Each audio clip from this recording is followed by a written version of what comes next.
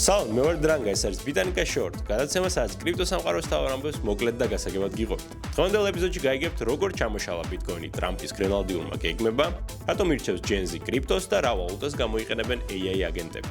დონალდ ტრამპმა მსოფლიო ბაზრების შეძრა. მან ევროპის 8 ქვეყანას ულტიმატუმი წაუყენა. ან დაუთმობენ გრენლანდიას, ან დაუწესდებათ მაღალი ტარიფი. ამ პოლიტიკურმა ქაოსმა ბიტკოინზე ცუდად იმოქმედა. ფასი $80,000 ფარგლებში მერყეობს. მომენტალურად კი $87,000-მდე ჩავიდა. მოკლედ სანამ ოქრო რეკორდებს ხნის, კრიპტოანალიტიკოსები შიშობენ, რომ ბიტკოინი შეიძლება $75,000-მდე დაეცეს. ჯერემი ალმაერმა დავოსის ფორუმზე ბანკები დაამშვიდა. მისი თქმით, შიში იმისა, რომ სტეიბლკოინებზე დარიცხული პროცენტი ბანკებს გააკოტრებს, აბსურდია. ალმაერმა მხაზი გაუსვა, რომ ეს სექტორი ბანკებს კი არ ებრძვის, არამედ ახალ შესაძლებლობებს ქმნის. უფრო მეტიც, მისი პროგნოზით, მომავალში მილიარდობით AI აგენტი სწორედ სტეიბლკოინებს გამოიყენებს გადახდის ერთადერთ საშუალებად.